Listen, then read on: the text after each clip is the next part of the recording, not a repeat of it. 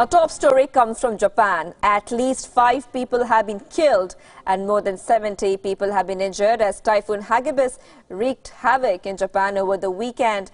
Hagibis has now paralyzed the entire country as the most powerful storm to hit the Japan region almost for 60 years. Now, many are even comparing it to Typhoon Ida, which devastated the country in 1958, claiming at least 1,000 lives. Meanwhile, Japanese authorities have issued the highest weather emergency level for the country, but to the super typhoon. In fact, in the past 24 hours has caused major damage. More than 4.2 million residents have now been ordered to evacuate their homes. Earlier, the skies of Japan turned purple as Typhoon Hagibis approached the country. Residents were seen sharing pictures showing a dark sky colored in various shades of purple, pink and violet. Torrential rains lashed Tokyo as a Category 5 typhoon brought potentially record-breaking rains to Japan. Hagibis is anticipated to bring up to 80 centimeters of rain in the central area.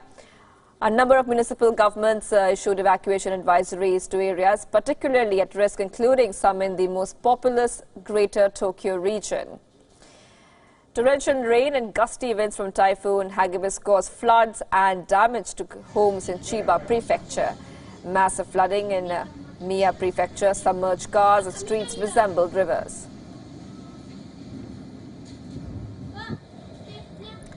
As further precautionary measures, flights have been grounded and train services halted. Japanese airlines also cancelled nearly 2,000 international and domestic flights. Authorities have also issued warnings urging people to stay indoors. A typhoon forced changes to the Formula One Japanese Grand Prix, which is scheduled over the weekend at Suzuka.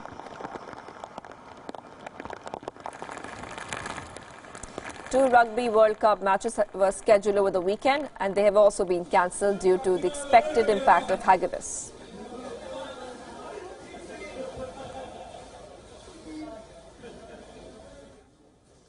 In the news, the Turkish fighters have said that Turkey-backed rebels killed a Kurdish politician in an ambush.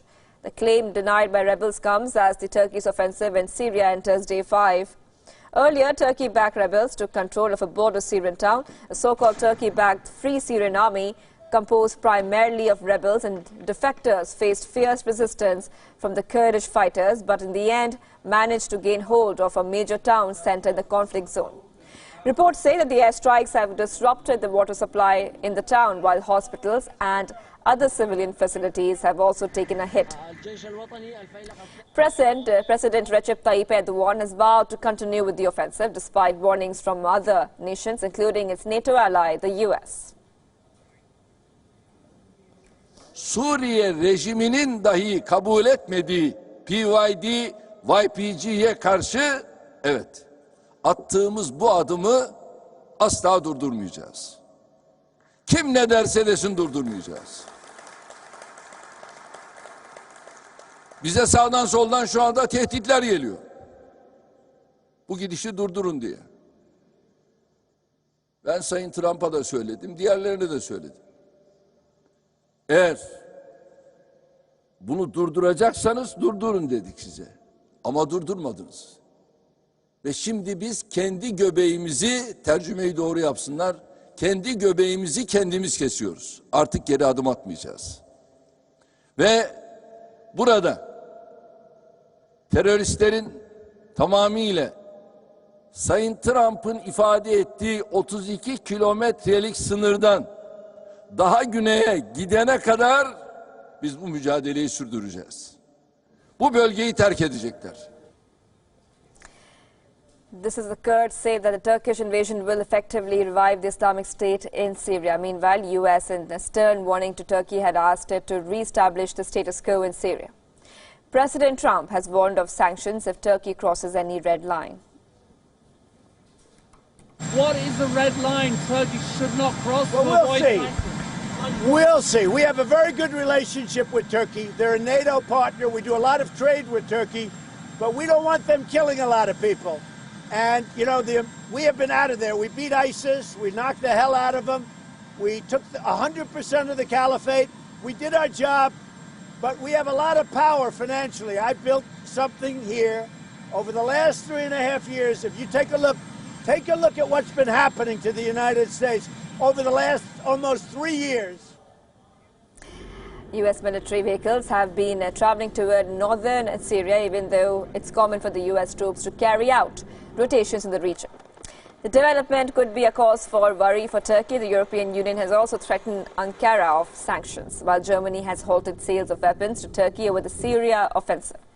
As per the Syrian Observatory on Human Rights, 74 Syrian Kurdish-led fighters have been killed and 49 casualties have been reported on the Turkish side.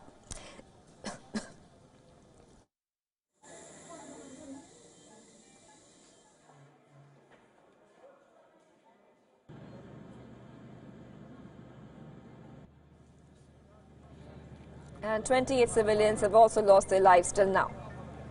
Turkey had launched the offensive in Syria shortly after the U.S. pulled out its troops from northern Syria. Erdogan has said that the offensive aims to remove the Kurdish-led forces from the border area and create a so-called safe zone in the region.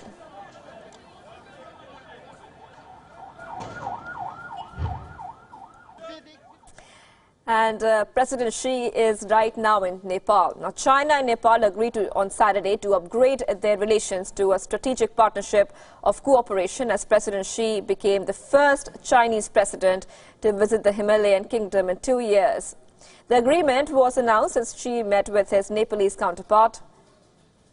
He praised the hospitality he received from the Nepalese leaders. Xi called for stronger bilateral ties between Beijing and Kathmandu.